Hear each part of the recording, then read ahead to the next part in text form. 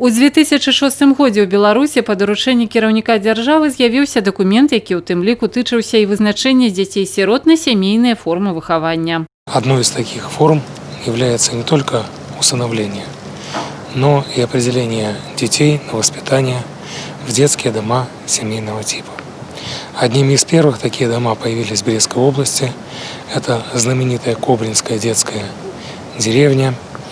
Ну а потом постепенно при поддержке государства такие дома стали строиться по всей Республике Беларусь. У Брэсце першы дом сямейнага тыпу з'явіўся ў студзені 2013 года. З таго часу такіх дамоў у абласным цэнтры ўжо 8, сёлета адкрые свае дзверы яшчэ адзін. Дарэчы, гэты будынак спраектаваны з улікам безбар'ернага асяроддзя. Стоимость строительства на сегодняшний день составляет около 410 тысяч белорусских рублей. Значит, на данном этапе у нас ведутся общестроительные работы с плавным переходом на внутренние отделочные работы и работы по благоустройству территории. У аддзеле адукацыі брэсцкага гарвыканкама мяркуюць, што новы дом закрые патрэбу ў наяўнасці такіх аб'ектаў у горадзе. Зараз у абласным цэнтры ў дамах сямейнага тыпу выхоўваюцца 53 дзіцяці. Сям'я Віталя і Ларысы Івановых пражывае ў дзіцячым кварталы на Васняцова, арганізаваным па ініцыятыве бацькоў-выхавацеляў. У сям'і 8 дзяцей, 6 з якіх прыёмныя.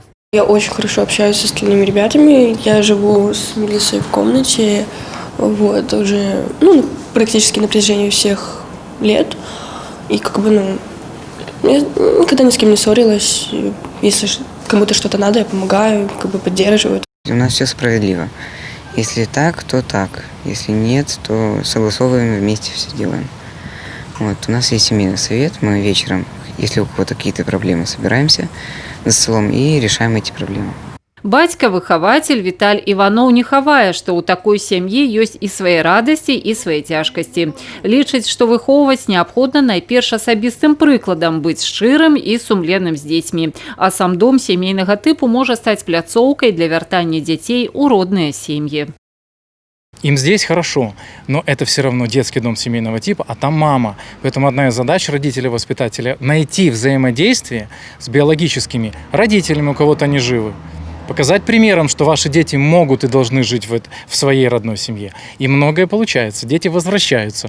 Віталь адкрыты для дыялогу і гатовы падзяліцца вопытам з патэнцыйнымі кандыдатамі ў бацькі-выхавацелі новага дома. Упраўленне па адукацыі зараз якраз шукае такіх тату і маці. За падрабязнай інфармацыяй можна звяртацца ў органы ўпраўлення адукацыі. Вераніка Якавец, Сергей Матвейчук, Александр Сівіцкі, Роман Філюціч, тэлерадыёкампанія «Брэст».